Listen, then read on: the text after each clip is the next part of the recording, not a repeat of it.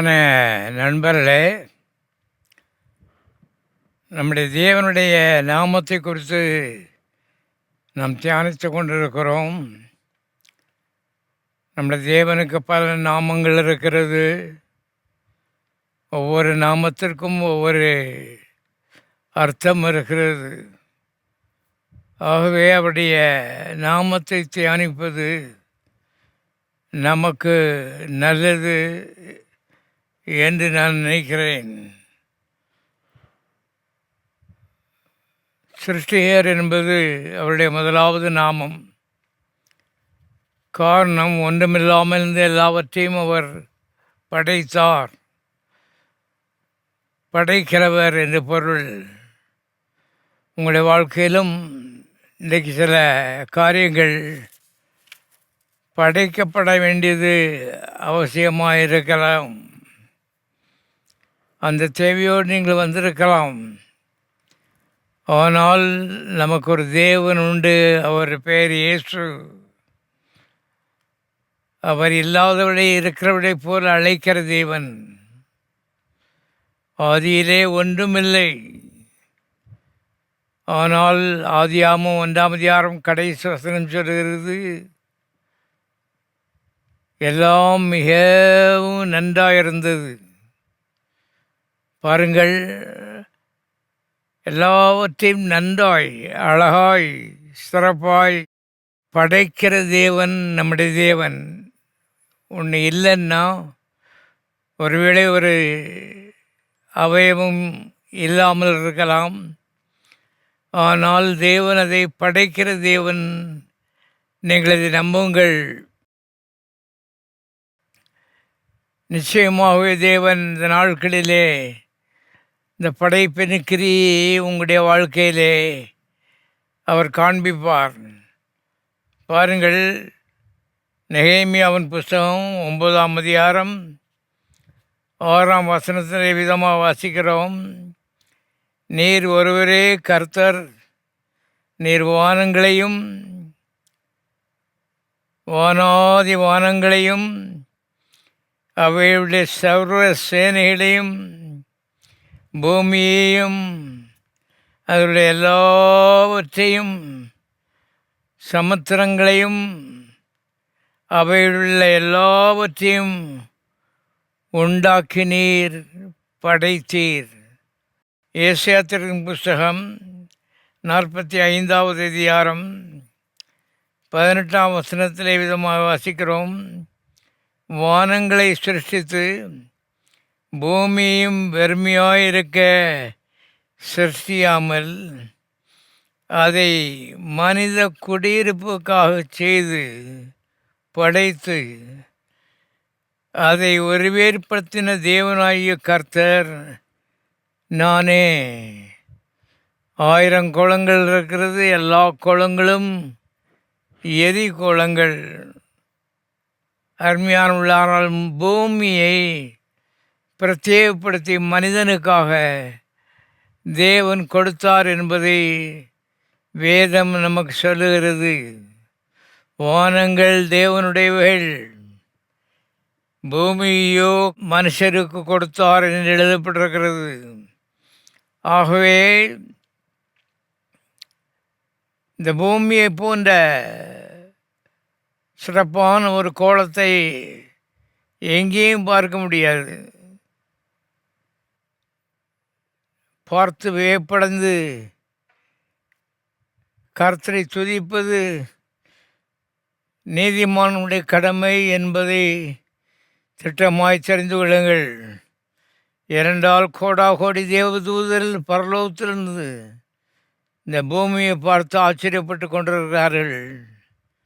கோடி கோடி கோலங்கள் இருக்கிறது, எல்லாம் எரிந்து கொண்டிருக்கிறது. ஆனால் இந்த கோலத்திலே அருமையானவர்களே, நீர்வீழ்ச்சிகளும் குளங்களும் ஏரிகளும் ஆறுகளும் தாராளமாய் புழங்கு நாம் பார்க்கிறோம். மனிதன் விதைக்கிறான், அறுக்கிறான், புசிக்கிறான், பிழைக்கிறான். மனிதனுக்கென்று உருவாக்கப்பட்ட ஒரு கோலம் என்பதை தெரிந்து கொள்ளுங்கள். தேவன் மனிதன் மேலே அக்கறை உள்ளவராயிருக்கிறார். எத்தனையோ பிராணிகள் இருக்கிறது. எதற்கும் தேவன் ஒரு கோலத்தை பிரத்யேகமாக படைத்தார் என்று வேதம் சொல்லவில்லை. மனுக்குலம் வாழ்வதற்கென்று ஏன் மனுக்குலம் அது தேவனுடைய சாயலாக இருக்கிறது.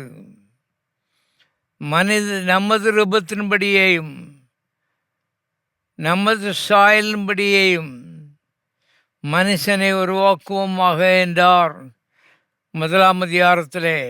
ஆகவே மனிதன் தேவகுமாரன், அவன் தேவ குடும்பத்தைச் சேர்ந்தவன், மரியாதைக்குரியவன். அவனை கர்த்தர் முடிசூட்டி இருக்கிறார் என்று எழுதப்பட்டிருக்கிறது. எதற்கு? இந்த பூமியை ஆளுவதற்கு தேவன் அவனை முடிசூட்டி இருக்கிறார். ஆகவே எந்த உயிரினங்களும் எந்த கோலத்திலும் வாழவில்லை என்பதை வேதம் போதிக்கிறது. விஞ்ஞானம் போதிக்கவில்லை.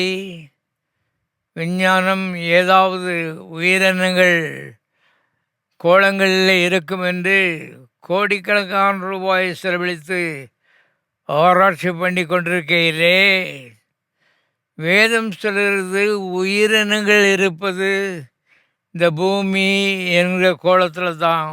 அடுத்தது பரலோகம். உண்மைகள் அருமையானே மாறும், சத்தியம் மாறாது. நம்முடைய வசனமே சத்தியம் என்று வேதத்திலே பார்க்கிறோம். ஆகவே தேவனுடைய பிள்ளைகள் எல்லாரும் கர்த்தர் அவர்களுக்காக படைத்த, பிரத்யேகமாக படைத்த இந்த பூமியை பார்த்து வியந்து ஆச்சரியமான காரியங்களை எழுதி வைத்திருக்கிறார்கள். ஒரு சில காரியங்களை வாசித்து காண்பிக்கிறேன். 65வது சங்கீதம் 9வது வசனம். தேவரீர் பூமியை விசாரித்து அதற்கு நீர் பாய்ச்சுகிறீர். தண்ணீர் நிறைந்த தேவ நதியினால் அதை மிகவும் செழிப்பாக்குகிறீர். இப்படி நீர் அதை திருத்தி அவர்களுக்கு தானியத்தை விளைவிக்கிறீர். அதன் வரப்புகள் தண்ணீர்த்தக்கதாக அதன் படைச்சாளர்களுக்கு தண்ணீர் இறைத்து அதை மலைகளால் கரைய பண்ணி அதன் பயிரை ஆசீர்வதிக்கிறீர். வருஷத்தை உம்முடைய நன்மையினால் முடிசூட்டுகிறீர். உமது பாதைகள் நெய்யாய் பொழிகிறது. தேவனுடைய சித்தத்தை இங்கே நாம் பார்க்கிறோம். பூமியை பற்றிய தேவனுடைய மாறாத சித்தம் 6000 ஆண்டுகள் ஆகிவிட்டது பாருங்கள். ஆனால் கர்த்தர் இந்த ஆசை உடையவராய்த்தான் இருக்கிறார். வருஷத்தை நன்மையினால் முடிசூட்டுகிறீர். உமது பாதைகள் நெய்யாய் பொழிகிறது. ஆச்சரியமாக இருக்கிறது. இது தேவனுடைய மாறாத சித்தம். பூமியை குறித்து மாத்திரமல்ல, உங்களுடைய குடும்பத்தை குறித்தும், உங்களுடைய வேலையை குறித்தும், உங்களுடைய வாழ்க்கையை குறித்தும் மாறாத சித்தம் இதுதான் என்பதை திட்டமாய் தெரிந்து கொள்ளுங்கள். உலகத்திலே பலவிதமான மாற்றங்கள் இருக்கிறது. பிசாசு இந்த உலகத்தின் அதிபதியாக இருந்து பல தீமைகளை செய்கிறான். அதற்கு மத்தியில் விசுவாசிக்கிறவர்களுக்கு, நம்புகிறவர்களுக்கு எல்லாம் சாத்தியம் என்று வேதம் கூறுகிறது. அருமையான பிள்ளையாகவே வருஷத்தை நன்மையினால் முடிசூட்டுகிறது மாத்திரமல்ல,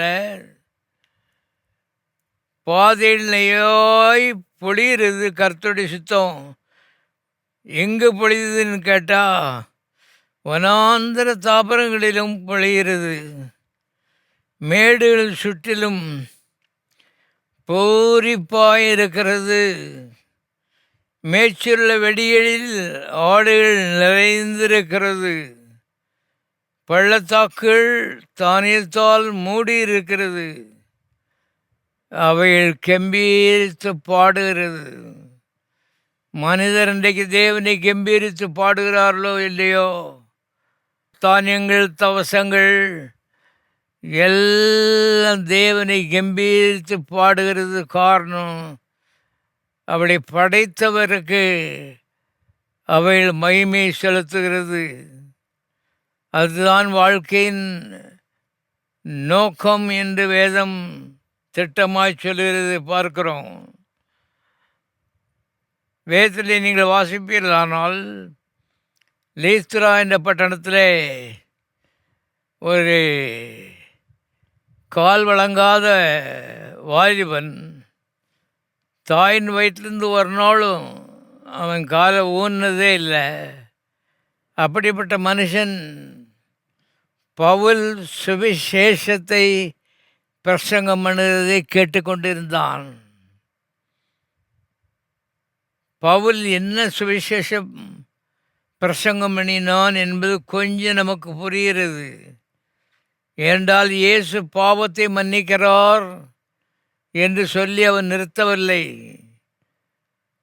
இயேசு வியாதியும் குணமாக்குகிறார் என்பதை அருமையானவர்களே சேர்த்து சுவிசேஷமாக பிரசங்கம் பண்ணினான். அநேர் இருந்தார்கள். ஆனால் அந்த ஒரு வாலிபனுக்குள்ள ஒரு விசுவாசம் பெருக ஆரம்பித்தது. தேவன் மேலே விசுவாசம், வார்த்தையின் மேலே விசுவாசம். ஆக அவனுக்குள்ள ஒரு நம்பிக்கை, விசுவாசம் பெறுகிறதை இந்த பவுல் அவர் கண்டு அவர் சொன்னார், நீ எழுந்து கால் ஊன்றி நெல்லுன்னு சொன்னார். உடனே அவன் எழுந்து கால் ஊன்றி தேவனை மகிமைப்படுத்தினான் என்று சத்திய வேதாமத்திலே பார்க்கிறோம். அவன் எழுந்த மாத்திரத்திலே ஊர் மக்கள் எல்லாரும் அங்கே கூடினார்கள். எல்லாரும் பவுலுக்கும் பர்னபாஸுக்கும் பாருங்க பலி செலுத்துறதுக்காக அவர்கள் ஆயத்தம் பண்ணினார்கள். எவ்வளவோ தடுத்தும் நிறுத்த முடியவில்லை. காரணம், அவர் தேவர்கள் பூமியிலே இறங்கி வந்திருக்கிறார்கள் என்று நம்பினார்கள். அப்பொழுது பவுல் பாருங்கள் சொன்னதை இங்கே நாங்கள் வாசிக்கிறேன். அப்போஸ்தலர் 14:15. அப்போஸ்தலர் 14:15. மனுஷரே, ஏன் இப்படி செய்கிறீர்கள்? நாங்களும் உங்களைப் போல பாடுள்ள மனுஷர் தானே. நீங்கள் இந்த வீணான தேவர்களை விட்டு வானத்தையும் பூமியையும் சமுத்திரத்தையும் அவையுள்ள யாவற்றையும் படைத்த ஜீவனுள்ள தேவனிடத்திற்கு திரும்ப வேண்டும் என்று உங்களுக்கு பிரசங்கிக்கிறோம். சென்ற காலங்களில் அவர் சகல ஜனங்களையும் தங்கள் வழிகளில் நடக்க விட்டிருந்தும் அவர் நன்மை செய்து வந்து வானத்திலிருந்து மழைகளை தந்து செழிப்புள்ள காலங்களை நமக்கு தந்து ஆகாரத்தினாலும் சந்தோஷத்தினாலும் நம்முடைய இருதயங்களை நிரப்பி இவ்விதமாய் அவர் தம்மை குறித்து சாட்சி விளங்க பண்ணினார் என்று அப்போஸ்தலனாகிய பவுல் சொல்கிறான். ரொம்ப ஆச்சரியமாக இருக்கிறது. விக்கிரக ஆராதனைக்காரர் அஞ்ஞான தெய்வத்தை வணங்குகிறவர்கள் இயேசு என்ற தேவனுடைய அந்த நாமத்தையே அவர் கேட்டதில்லை. ஆனால் இயேசுவை பற்றி அந்த பிரச்சனை நடக்கும்போது தாயின் வயிற்றிலிருந்து சப்பானியாய் பிறந்தவர் நொண்டின் 40 வயசு இருக்கும் பாருங்க. அப்படிப்பட்ட ஒரு மனிதன் எழும்பக்கூடிய ஒரு வல்லமை அந்த சுவிசேஷத்துக்குள்ளே இருந்தது. பவுல் என்ன சுவிசேஷம் பிரசங்கம் பண்ணினார் என்பதை நான் கொஞ்சம் ஆழமாக பார்த்தேன். பாருங்க, 3 காரியங்கள் எழுதப்பட்டிருக்கிறது. விக்கிராராதனைக்காரருக்கு, அஞ்ஞான தெய்வத்தை வணங்கினவர்களுக்கு, உண்மை தேவனுடைய நாமமே கேள்விப்படாதவர்களுக்கு அவர் என்ன செய்தாராம் பாருங்க. படைக்கிறவர், சிருஷ்டிக்கிறவர் எப்படிப்பட்டவர் என்பதை நீங்கள் கண்டுகொள்ளும்படி அருமையானவர்களே இந்த பகுதியை நான் சொல்லுகிறேன். பாருங்கள், 3 காரியங்கள் செய்தாராம். நன்மை செய்தாராம், செழிப்புள்ள காலங்களை அவர்கள் தந்தாராம். இவ்விதமாய் தம்மை குறித்து சாட்சி கொடுத்தார் என்று எழுதப்பட்டிருக்கிறது. மறுபடியும் சொல்கிறேன், நன்மை செய்தார். யாருக்கு? தேவனை தூஷித்திருப்பார்கள், அஞ்ஞான தெய்வத்தை வணங்கி கர்த்தரை துக்கப்படுத்தி இருப்பார்கள். ஆனால் அப்படிப்பட்ட விரோதமுள்ள மக்களுக்கு இந்த தேவன் நன்மை செய்தார். உங்களுக்கு நன்மை செய்வது எவ்வளோ அதிகம். செழிப்புள்ள காலங்களை தந்தார் என்று எழுதப்பட்டிருக்கிறது. உங்களுக்கு செழிப்புள்ள காலங்களை தருவது எவ்வளவு அதிகம்.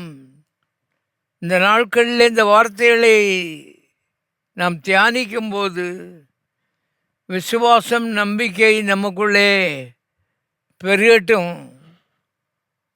பாருங்க, இவ்விதமாய் தம்மை குறித்தவர்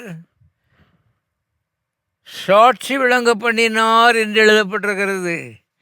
அஞ்ஞானிகளுக்கு விதமாக சாட்சி விளங்க பண்ணியிருப்பாரானால், நீதிமான்களே, பாவம் மன்னிக்கப்பட்டவர்களே, தேவனுடைய பிள்ளைகளே, ஜெபிக்கிறவர்களே, நமக்கு சாட்சி விளங்க பண்ணுவது எவ்வளவு அதிகமாக இருக்கிறது. நாம் நம்ப வேண்டியது அவசியமாக இருக்கிறது. ஏனென்றால் எல்லா தடைகளையும் கல்வாரி சிலுவிலே இயேசு முறித்து போட்டிருக்கிறார். பாவத்துக்கு முடிவு கட்டியிருக்கிறார், வியாதிக்கு முடிவு கட்டியிருக்கிறார், தரித்திரத்துக்கு முடிவு கட்டியிருக்கிறார். எல்லாவற்றையும் விவரமாய் பார்க்க நமக்கு நேரமில்லை.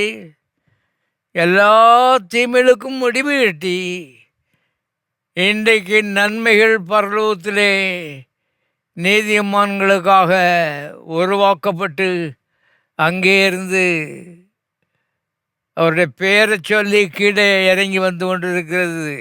இதை நம்புங்கள். கடைசி காலத்திலே வாழ்ந்து கொண்டிருக்கிறோம். சீக்கிரமாய் 2வது வருகை வரப்போகிறது. அதற்கு முன்னால் கர்த்தர் தம்மை குறித்து சாட்சி விளங்க பண்ணுகிறார். உன்னுடைய வாழ்க்கையிலே நன்மை செய்வதன் மூலமாக, செழிப்புள்ள காலங்களை தருவதன் மூலமாக, இவ்விதமாய் தம்மை குறித்து உன்னுடைய வாழ்க்கையிலே சாட்சி விளங்க பண்ண கர்த்தர் ஆர்வமாக இருக்கிறார். தேவனுடைய பிள்ளைகளே, இன்றைக்கு தேவனுக்கு இடம் கொடுங்கள். தேவனை விட்டு தள்ளி நில்லாதிருங்கள். தேவன் உங்களுடைய வாழ்க்கையின் மூலமாக ஒரு சாட்சியை பெறட்டும். மலையின் மேல் வைக்கப்பட்ட பட்டணம் மறைந்திருக்க மாட்டாது. அது ஆயிரமான மக்கள் பார்க்கக்கூடிய ரீதியிலே உயர்ந்து நின்று கொண்டிருக்கிறது. காரணம், இந்த தேவன் அதை உயர்த்தி வைத்திருக்கிறார். கர்த்தர் உங்களையும் உயர்த்தி தான் வச்சிருக்கிறார். பாவ மன்னிப்பு ஒரு உயர்வு, பரிசுத்தாவிய ஒரு உயர்வு, மற்ற எல்லா உலக பிரகாரமான ஆசீர்வாதங்களும் உயர்வு, எல்லாம் எதற்காக கொடுக்கப்படுகிறதுனா நம்முடைய தேவன் எப்படிப்பட்டவர் என்பதை தன்னை குறித்து சாட்சி விளங்க பண்ணுகிறார். இதை இந்த உலகத்துக்கு நாம் எடுத்து காட்டும்படி அழைக்கப்பட்டிருக்கிறோம். அருமையானவர்களே, கவனிங்க. நீங்கள் முதலாவது அறிந்து கொண்டு, இந்த தேவன் நல்ல தேவன், அஞ்ஞானிகளுக்கே நன்மை செய்கிறவர். நமக்கு நன்மை செய்வது எவ்வளவு அதிகம். தீமையில் இருக்கிறது உலகத்தில், பிசாசு இருக்கிறான். தீமையில் மேலே அதிகமான கான்சன்ட்ரேஷன், அதிகமான ஒரு பார்வையை பதிக்காதிருங்கள். அதிலிருந்து கண்களை விலக்குங்கள். தீமை பற்றி அதிகமாக பேசாதிருங்கள். அதிலிருந்து இந்த வாய் விலக்குங்கள். நன்மையை பற்றி பேசுங்கள். காரணம், நம்மை படைத்த தேவன் வானத்திலும் பூமியிலும் பெரியவர். அவர் உங்கள் அப்பான்னு சொல்லி பைபிளில் போட்டிருக்கு. ஆகவே மிகுந்த உயரத்திற்கு நாம் போகலாம். உச்சமான திட்டங்களை கர்த்தர் உங்களை குறித்து வைத்திருக்கிறார். நான் உங்களை பற்றி நினைத்திருக்கிற நினைவுகள் அது தீமைக்கு ஏதுவானவைகள் அல்ல, அது நன்மைக்கு ஏதுவானவைகளே என்று சொல்லி எரேமியா 29:11 போட்டிருக்குது. ஆகவே உன்னுடைய பிள்ளையை குறித்தோ, உன்னுடைய படிப்பை குறித்தோ, உன்னுடைய வீட்டை குறித்தோ எல்லா நல்ல காரியங்கள், நல்ல திட்டங்கள், நல்ல நோக்கங்களைத்தான் கர்த்தர் போட்டு வச்சிருக்கிறாரு. இதை மற்றவர்களுக்கு நாம் அறிவிப்போம் என்று தேவன் எதிர்பார்க்கிறார்.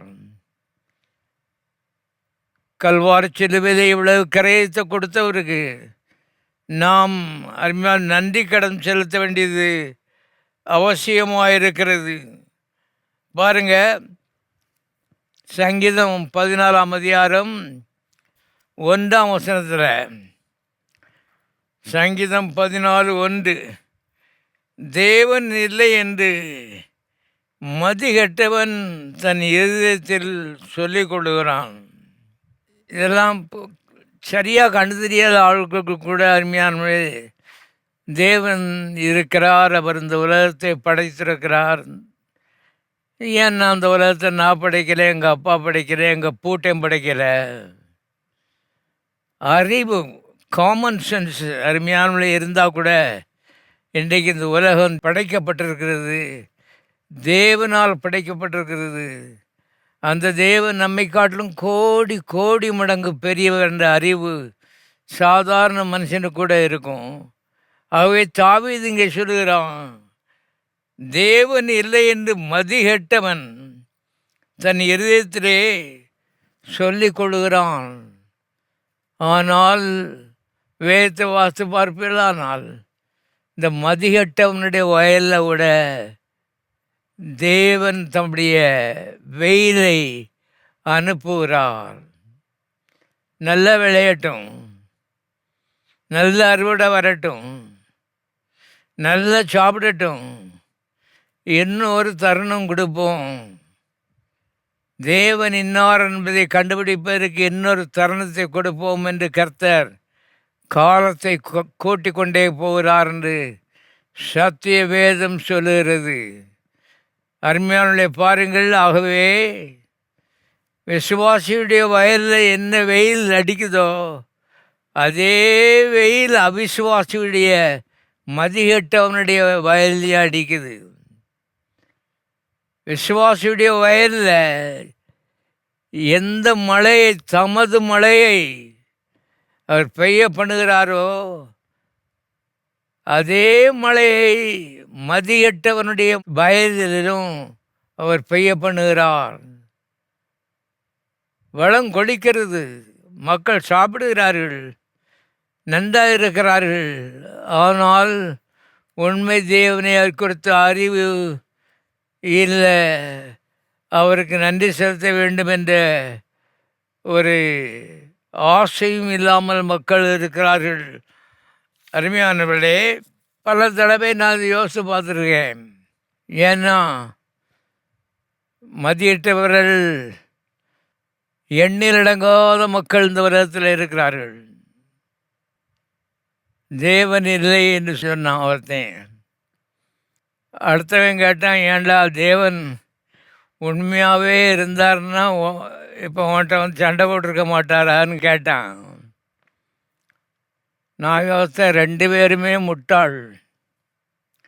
ஒரு முட்டாள் சொல்கிறான் தேவன் இல்லைன்னு, அடுத்த முட்டாள் சொல்கிறான் இருந்தார்னா சண்டைக்கு வந்துருப்பார்கள்னு சொல்கிறான். பாருங்க, மொத்தத்தில் 800 கோடி மக்கள் இருக்கிறார்கள். ஒவ்வொருத்தட்டையாக போய் சண்டை போட்டுட்டு இருந்தால் ஆண்டவருக்கு நேரம் அவ்வளவுதான், சரியாக போச்சு.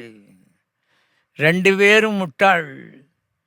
ஏனென்றால் நமக்குள்ள ஒரு உள்ள உணர்வு ஒன்று சொல்லுகிறது, தர்மியான உலகம், அருவிகளும் நீர்ப்பாசனங்களும் தண்ணீர்களும் குளங்களும் நிறைந்த உலகம், ஆசீர்வதிக்கப்பட்ட இந்த உலகம், இது படைக்கப்பட்ட ஒன்று. படைத்தவர் தேவன், அவருடைய பேர் இயேசு. 40 வருஷமாக கிட்டத்தட்ட மதுரையில் இருக்கேன்.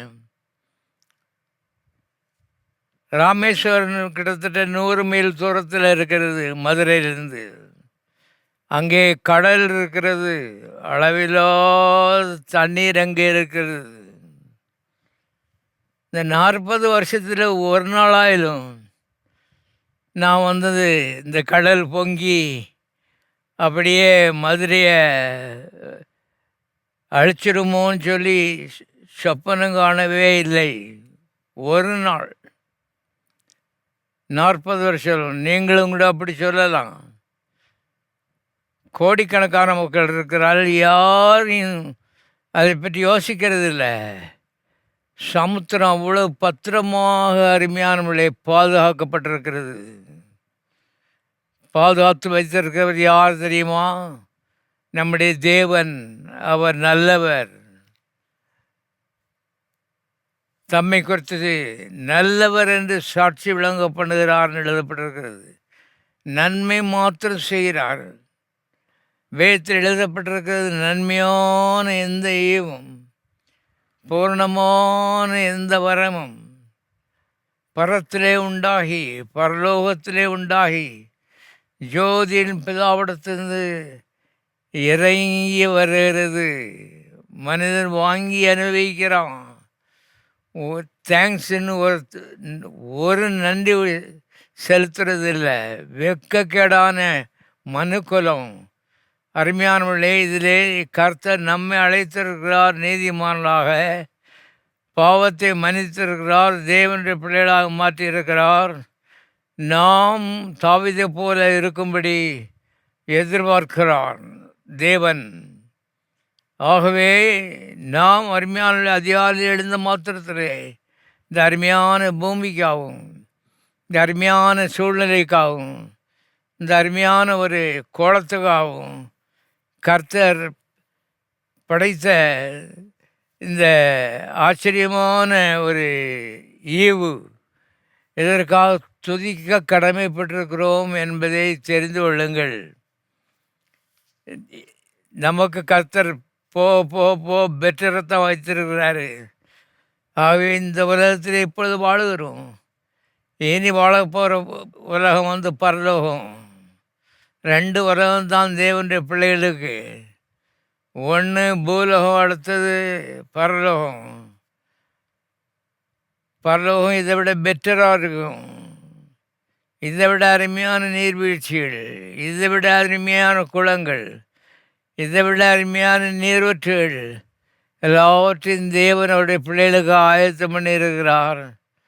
நீதிமானுடைய பாதை நடுப்பல் வரைக்கும் அதிமதியமாய் பிராசிக்கிற சூரிய பிராசம் என்று எழுதப்பட்டிருக்கிறது.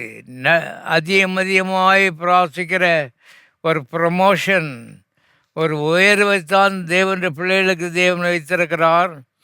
ஆகவே கர்த்தர் நம்மளத்தில் எதிர்பார்க்கலாம் எல்லாவற்றுக்கும் சின்ன ஒரு காரியத்தை கூட கர்த்தருக்கு நன்றி சொல்லுவது.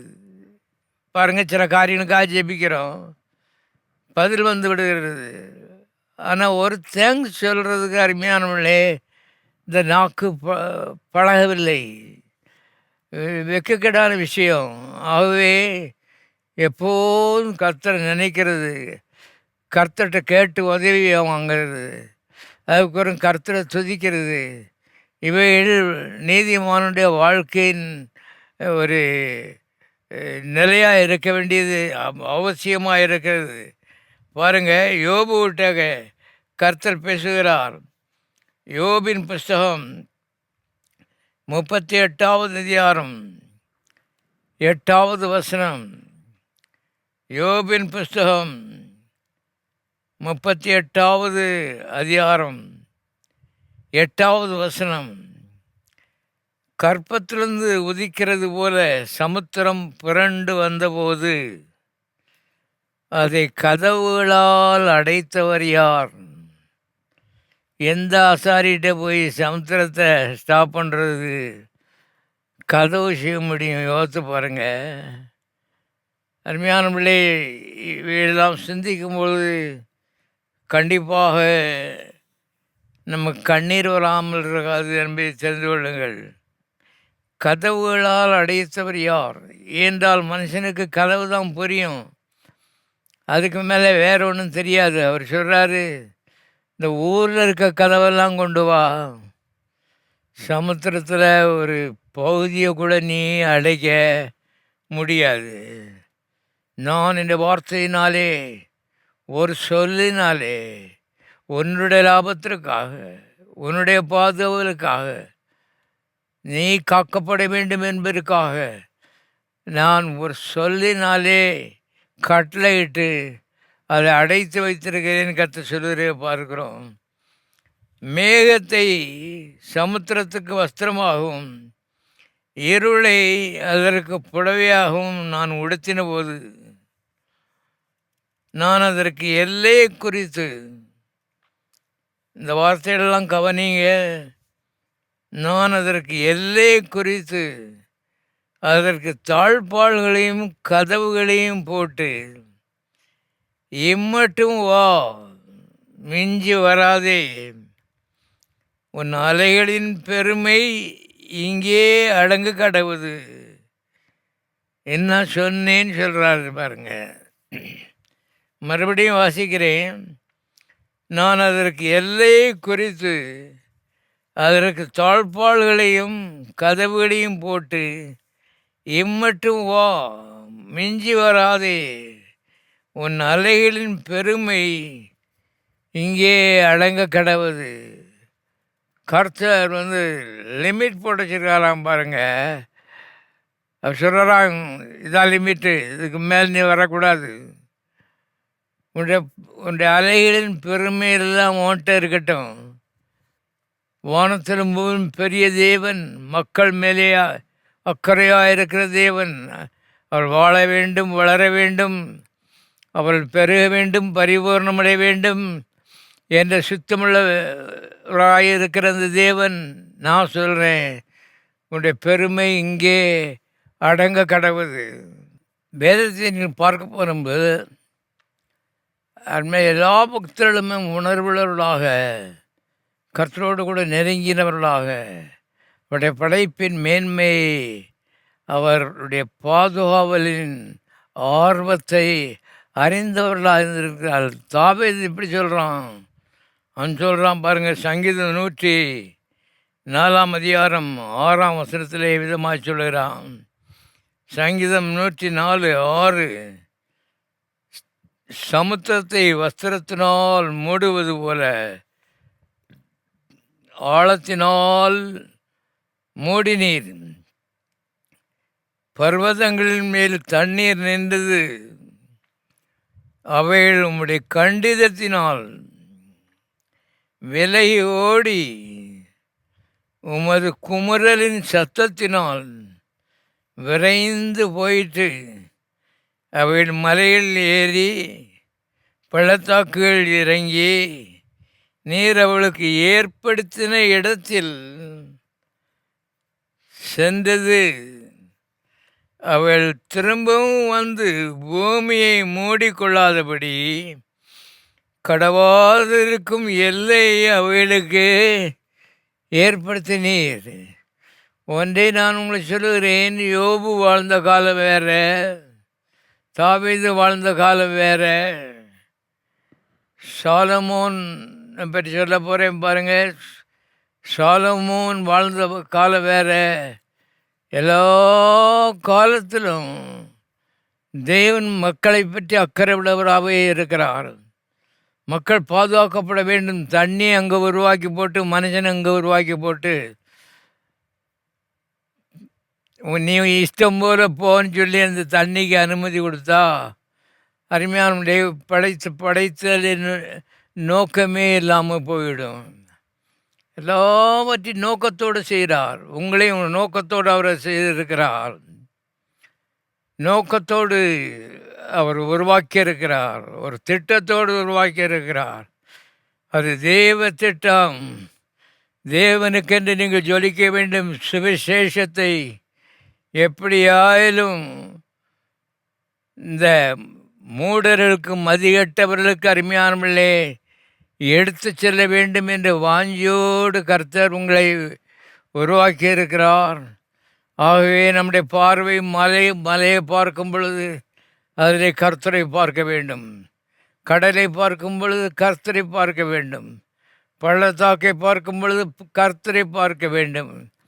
எல்லாவற்றையும் அவர் படைத்தவராயிருக்கிறபடினாலே எல்லா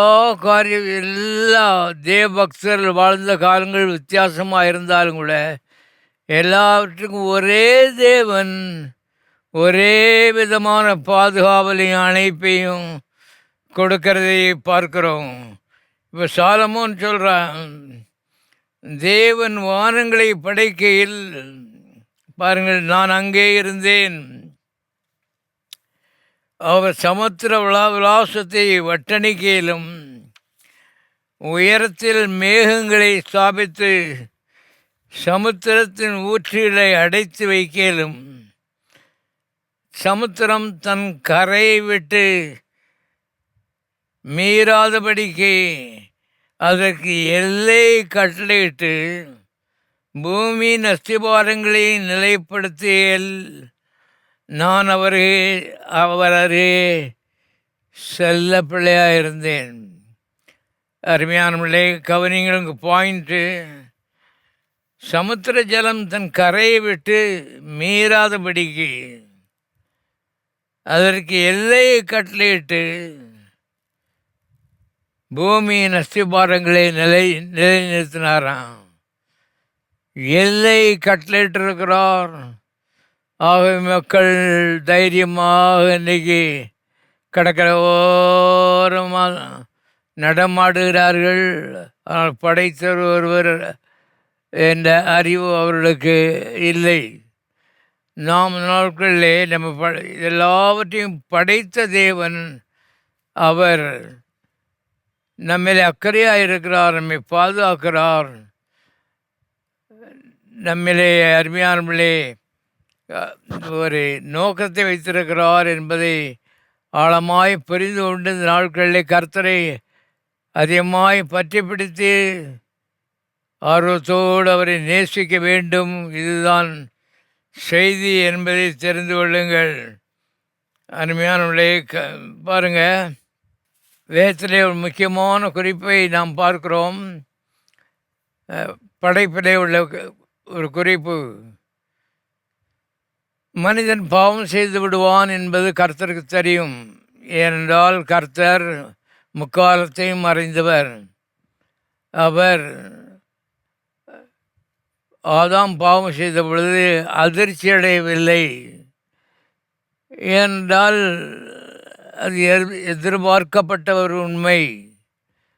ஆதாம் பாவம் செய்து விட்டான், இனி மீட்பே இல்லை என்கிற எண்ணம்தான் ஆதாமுக்கு இருந்தது, ஏவாளுக்கு இருந்தது.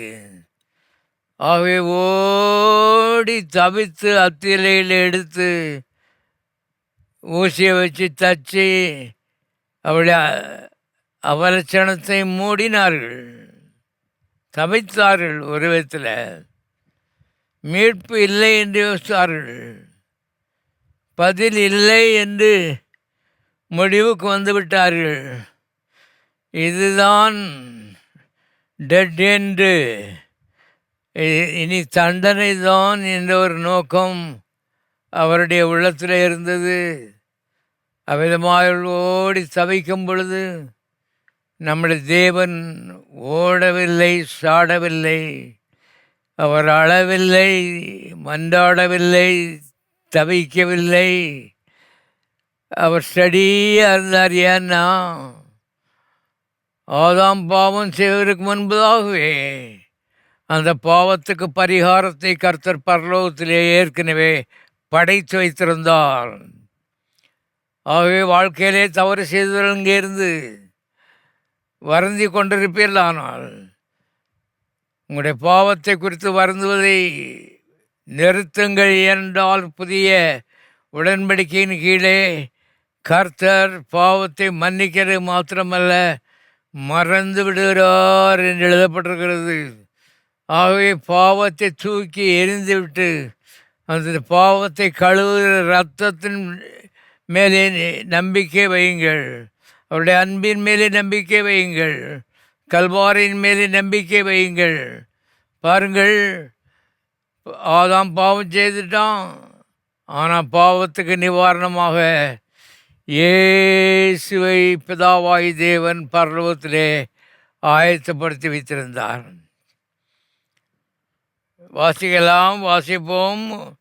1 பேரின் புஸ்தகம் 1ஆம் அதிகாரம் 20ஆம் வசனம். இயேசு உலக தோற்றத்துக்கு முன்னே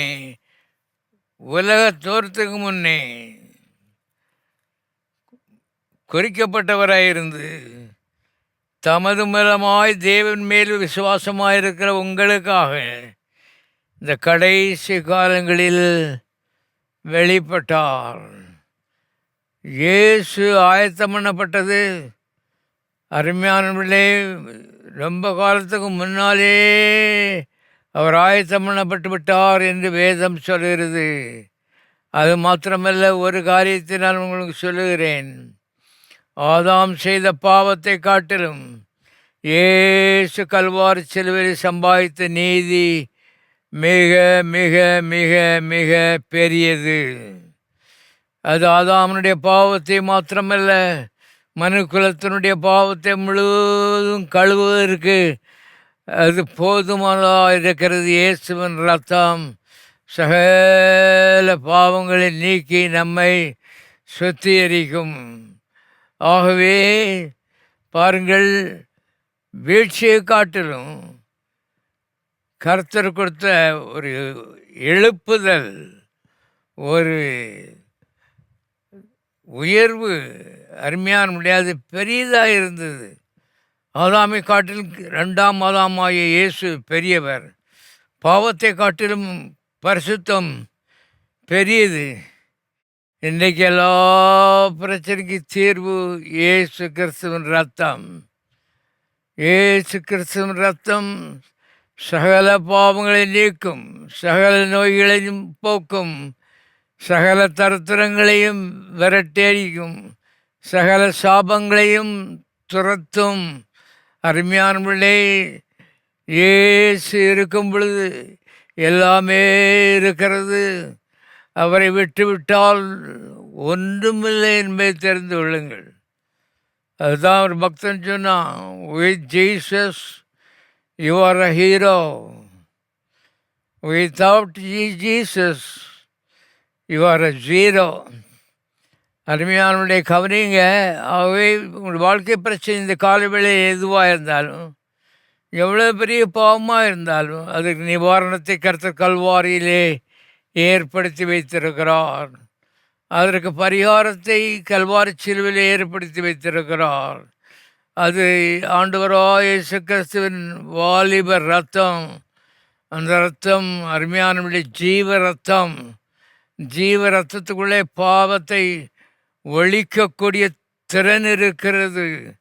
ஆகவே அந்த இரத்தத்தை நம்பி உங்களுடைய வாழ்க்கையை கர்த்தருக்கு அர்ப்பணிப்பீர்களானால் தேவ சமாதானமும் தேவ ஜீவனும் சாந்தி நிம்மதியும் உங்களுடைய வாழ்க்கையை மூடும்.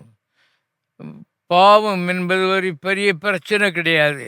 பிசாசு ஒரு பிரச்சனை கிடையாது. பிசாசுடைய தலையை கர்த்தர் நசுக்கி இருக்கிறார் என்று எழுதப்பட்டிருக்கிறது. ஆகவே இந்த கால வேளையிலே பிரச்சனை நீங்கள் தான் பிரச்சனை. நீங்கள் என்ன செய்ய போகிறீர்கள் என்பது கேள்வி. ஆதாம் என்ன செய்ய போகிறான்? ஓடி திரிய போகிறானா அல்லது கர்த்தருடைய பாதத்திலிருந்து விழ போகிறானா?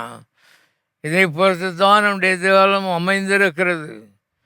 ஆதாமனுடைய பிரச்சனை எளிதாய் தீர்த்து வைத்து ஒரு ஆட்டுக்குட்டி அடித்ததனுடைய இரத்தத்தின் மூலமாய் அருமையானவர்களே அவருடைய பாவங்களெல்லாம் கழுவி தோலை எடுத்து அவர்களை பாதுகாத்து ஆதாமுக்கு ஏவாளுக்கும் நல் வாழ்வை தேவன் படைத்து கொடுத்தார்.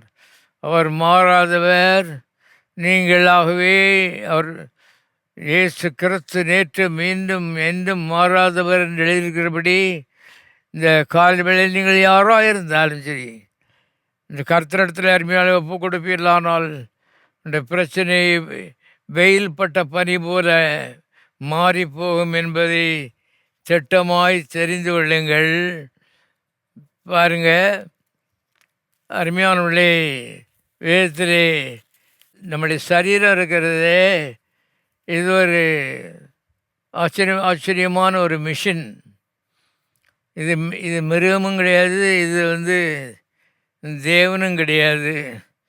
ரெண்டுக்கும் மத்தியில் மீடியோக்கரில் கடவுள் உருவாக்கி இருக்கிறாரு. பாருங்கள், இந்த சரீரத்தின் படைப்பை பார்க்கும் பொழுது தாவீது ஆச்சரியமாக பேசுகிறான். அவன் சொல்கிறான், நட்சத்திரங்களெல்லாம் பார்க்கும்போது ஜொலிக்குது, குளங்களெல்லாம் பார்க்கும்போது ஜொலிக்குது. மனுஷனை பார்த்தா டட்டி அருமையான பாருங்கள் அழுக்காக இருக்கான். அப்படிப்பட்ட நிலைமையில் வேதம் சொல்லுகிறது, உமது விரல்களின் கிரியாகிய வானங்களையும் நீர் ஸ்தாபித்த சந்திரனையும் நட்சத்திரங்களையும் நான் பார்க்கும்போது மனுஷனை நினைக்கிறதற்கும் மனுஷகுமாரனை நீர் விசாரிக்கிறதுக்கும் அவன் எம்மாத்திரம். பாருங்கள், மனுஷனுடைய படைப்பை பற்றி பேசும்போது சொல்கிறான், பரலோகத்தில் இருக்கிற வானத்தில் உள்ள நட்சத்திரங்களின் ஒளியை பார்க்கும் பொழுது ஒளியற்ற மனிதன் இருட்டாக இருக்கான், கருப்பாக இருக்கான். சிலரை பார்த்தா ரொம்ப கருப்பாக இருக்காங்க. ஆகவே இப்படிப்பட்ட மனுஷனை பார்க்குறதுக்கே சகிக்கலாம். ஆனால் தாவீது அவன் சொல்கிறான், மனுஷனை நினைக்கிறதுக்கும் மனுஷகுமாரனை நீர் விசாரிக்கிறதற்கும் அவன் எம்மாத்திரம் என்கிறேன். விசாரிக்கிறார்னா உங்களுக்கு தெரியும், அவங்க வாழ்க்கையினுடைய தேவைகள், குறைவுகள், அவருடைய கேள்விகள் எல்லாவற்றுக்கும் அருமையானவர்களே அவர்கிட்ட கேட்டு பதிலை சொல்கிறாராம். பிரச்சனையை கேட்டு பதிலை தீர்த்து வைக்கிறாராம். அவன் வேதனைப்படுத்துகிற காரியத்தை நீக்கி அவனுக்கு வாழ்வையும் வளமையும் சோத்தையும் கொடுக்கிறாராம். மனுஷனை விசாரிக்கிறதுக்கும் அவனை எண்ணுகிறதுக்கும் நேர் எம்மாத்திரம் என்கிறேன்.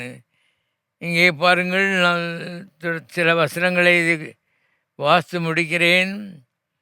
சங்கீதம் 139:13. நீர் என் உள்ளிந்திரியங்களை, அதாவது இருதயம், நுரையீரல் போன்ற மென்மையான அவயவங்கள் இவைகள் எல்லாவற்றையும் படைத்தீர். நிர்தயா படைத்தீர். டாக்டர் படிக்கல, எங்கள் அம்மா படிக்கல. நீர் படைத்தீர் மென்மையான இருதயங்களை, வெரி சென்சிட்டிவ். டாக்டர்லாம் அருமையான அதை ட்ரீட் பண்ணுறதுக்கு பயப்படுறானுங்க. அவ்வளோ சென்சிட்டிவான ஆர்கன்ஸை அவர் அம்மா வயிற்றில் படைத்தாராம். என் தாயின் கர்ப்பத்தில் என்னை காப்பாற்றினீர். நான் பிரமிக்கத்தக்க அதிசயமாய் உண்டாக்கப்பட்டபடியால் உம்மை துதிப்பேன் துதிப்பேன். கர்த்தாவே, என்னை அப்படிப்பட்ட ஒரு மனுஷனாய் மாற்றிப்படும். பிரமிக்கத்தக்க அதிசயமாய் உண்டாக்கப்பட்டபடினால். சில பெண்கள் இருக்காங்க, நீள ஊசி வச்சுருக்காங்க, கலர் கலராக நூல் வச்சுருக்காங்க, துணியை வச்சு, பெரிய துணியை வச்சு அதில் குத்தி குத்தி குத்தி குத்தி குத்தி குத்தி பாருங்கள் படம் போடுறாங்க. எம்ப்ராய்டரி, அதுதான் ஆங்கிலத்தில் எழுதப்பட்டிருக்கிறது. அம்மா வயிற்றுக்குள்ளே நுரையீரல், ஈரல், கல்லீரல்னு சொல்லி கர்த்தர் உட்காந்து ஒரு பெண் எப்படி எம்ப்ராய்டரி போடுறாளோ, அழகான ஒரு படத்தை துணியிலே வரைகிறாளோ, அதுபோல் என்னை வரைந்தீர், உமக்கு நன்றி. அருமையானவர்களே, பாருங்கள், தாவீது சொல்கிறான், படைப்பை பற்றி பேசி கொண்டிருக்கிறோம். ஆகவே மனிதனுடைய சரீரம் கூட ஒரு ஆச்சரியமான படைப்பு. அருமையானவர்களே, அதை பற்றி நீங்கள் எப்போதாவது சிந்தித்ததுங்களா எனக்கு தெரியவில்லை. சிந்தியாவிட்டால் ஆண்டவரே நீ மன்னியும். சிந்திக்க அறிவை தாரும். அருமையான ஆவிக்குரிய அறிவு, உலகபுராணமான அறிவை தாரும் என்று ஜெபியுங்கள். நான் வாசிக்கிறேன், நான் ஒளிப்படத்திலே உண்டாக்கப்பட்டு பூமியின் தாழ்விடங்களிலே விசித்திர வினோதமாய் உருவாக்கப்பட்ட போது என் எலும்புகள் உமக்கு மறைவாய் இருக்கவில்லை. நம்ம எலும்பெல்லாம் படைச்சது யாருன்னு கேட்டால் அது கர்த்தர் தான் படைச்சாருன்னு போட்டிருக்கு. உங்களுக்கு தெரியுமா? எனக்கு தெரியுமான்னு கேட்டால் எனக்கே தெரியாது. பாருங்கள், அவர் பெருசிமாருக்கே தெரியாது, விசுவாசிகளுக்கு தெரிகிறது அரிதான காரியம். நம்ம உடம்பை பாருங்கள், விசித்திர வினோதமாய் பூமியின் தாழ்விடங்களிலே, தாயின் கர்ப்பத்திலே தாழ்வான இடத்துல விசித்திர வினோதமாய் அவர் படைச்சாராம். ஒரு தப்பு போட்டார்னா பாடி ஃபினிஷ்டு, அவ்வளோதான். அப்படிப்பட்ட நிலைமையிலே கருத்தெடுத்து விசித்திர வினோதமாய் படைத்தார். என் கருவை உம்முடைய கண்கள் கண்டது. டாக்டர் கருவை பார்க்கல, பெத்த அம்மா கருவை பார்க்கல, பாட்டி பூட்டி பார்க்கல, ஒருத்தரும் பார்க்கல. தேவன் கண்டார், தேவன் கண்டார். நீங்கள் வாசித்திருக்கிறீர்களா? விசுவாசித்திருக்கிறீர்களா? பாருங்கள், அந்த அவயவங்களை பத்திரமா இதுவரைக்கும் பாதுகாத்து இத்தனை வயசு வரைக்கும் கொண்டு வந்திருக்கிறாரு. என் அவயங்களில் ஒன்றாயிலும் இல்லாத போதே அவைகள் அனைத்தும், அவைகள் ஒருவேற்படும் நாட்களும் உமது புஸ்தகத்தில் அல்லவோ எழுதியிருந்தது. அவர் ஒரு புஸ்தகம் வச்சிருக்காராம், உமது புஸ்தகம். அந்த புஸ்தகத்தில் என்ன எழுதியிருக்கோ அதுபடி பார்த்து அருமையானவர்களே நம்முடைய சரீரத்தை உருவாக்கினாராம். எல்லோரும் கரங்களை தட்டி கர்த்தரை ஸ்தோத்திரிப்போம். எல்லோரும் கரங்களை தட்டி கர்த்தரை ஸ்தோத்திரிப்போம். அருமையானவர்களே, பாருங்கள், பல் இருக்குது, பல், உங்கள் பல் சின்ன அவயமாக இருக்குது. நண்பர்களே, இதுவரைக்கும் டன் கணக்கில் சாப்பாட்டை, கடினமான பொருட்களை கடித்து அரைத்து நொறுக்கி வயிற்றுக்குள்ளே தள்ளிடுச்சு. பல்லு அதே சைஸாக இருக்குது. அதான் கூத்து. பல்லு அதே சைஸாக தான் இருக்குது. வருஷம் வருஷம் 10 ஆச்சு, 20 ஆச்சு, 30 ஆச்சு, பல்லு அதே சைஸ் தான் இருக்குது. யோசித்து பாருங்க, தேவனுடைய படைப்பு. தேவனே அல்லாமல் எந்த டென்டிஸ்ட்டும் இப்படி ஒரு பல்லை உருவாக்க முடியாது.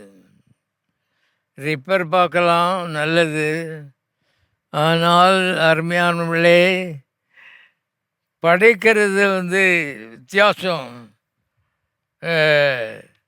இருதயம் இருக்கிறதே, இது ஒரு பம்பு, பிளட் பம்பு. எல்லா பம்புக்கும் 1 வருஷம், 2 வருஷம், 3 வருஷம் ஸ்டாப் பண்ணி ஓவரால் பண்ணுவாங்க. ஓவரால் பண்ணிவிட்டு மறுபடியும் மாட்டுவாங்க. ஆனால் உங்கள் ஐயா இருக்கார், அவருக்கு வயசு 90.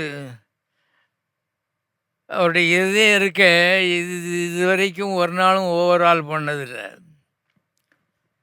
இது வரைக்கும் ஒரு நாளும் ஓவராலே பண்ணது கிடையாது. ஸ்டாப் பண்ண கிடையாது, ஸ்டார்ட் பண்ண கிடையாது.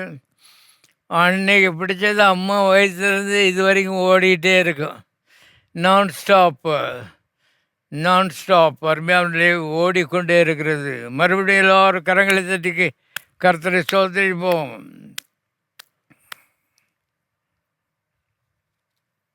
சொல்லிக்கொண்டே போகலாம். நம்ம மூளை இருக்குதே, அதை போகிற கம்ப்யூட்டரை எங்கேயும் பார்க்க முடியாது. நம்முடைய கண் இருக்குதே, இதை போல் ஒரு கேமராவை நீங்கள் எங்கேயும் பார்க்க முடியாது. கம்ப்யூட்டர் உலகத்தில் கொஞ்ச நாளுக்கு முன்னால் படம் எடுப்பாங்க. எடுத்துகிட்டு இந்த பிரதியை கொண்டு போய் டார்க் ரூமில் கொண்டு வச்சு கழுவி விட்டுருவாங்க. கழுவுனதுக்கப்புறம் தான் உங்களுக்கு படம் கிடைக்கும், ஃபோட்டோ கிடைக்கும். ஆனால் அருமையாளர்களே, இப்போ கம்ப்யூட்டரில் சொருவிடுறாங்க. அருமையானவர்களே, இந்த கண்ணு இருக்கிற இதுக்கு ஒரு கம்ப்யூட்டரும் தேவையில்லை, ஒரு டார்க் ரூமும் தேவையில்லை. அப்படியே பச்சை, சிவப்பு, மஞ்சள் கலர் அப்படி செகண்டுக்குள்ளே ஸ்ப்ளிட் பண்ணி சொல்லிடுது. ஆச்சரியமான ஒரு கேமரா. இதை கடவுளை தவிர வேறு யாரும் படைக்க முடியாது. அருமையானவருடைய கவனிகள். மருந்து எடுக்கிறதுல எங்கள் ஊரில் நான் பூர்வீக பெந்தகோஸ்தை சேர்ந்தவன். மருந்து எடுக்கிறதில்ல, மருந்து எடுத்து நரகத்துக்கு போகிற காட்டணும். மருந்து எடுக்காமல் பரலோகத்துக்கு போகிறது ஃபார் பெட்டர்னு சொல்லி எல்லோரும் நம்பினான். பாஸ்டரும் நம்பினார், விசுவாசிகளும் நம்பினாங்க. என்ன எல்லாமே பூர்வீக பெந்தகோஸ்தை.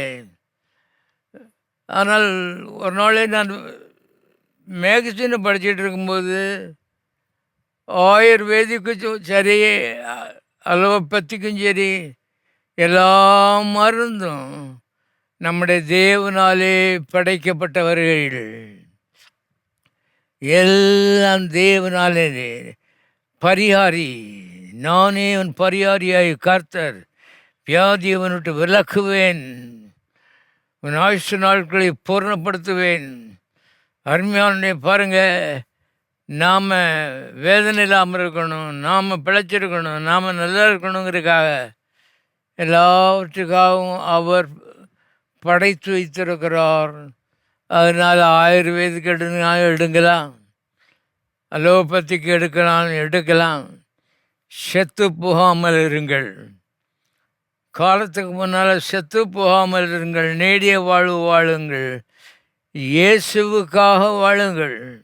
அருமையானவர்களே, அந்த தேவன் உங்கள் நாட்களை கூட்டித் தருவார். எல்லாரும் தயவுசெய்து எழுந்திருப்போம். எல்லோரும் கரங்களை உயர்த்தி கர்த்தரை ஸ்தோத்திரிப்போம்.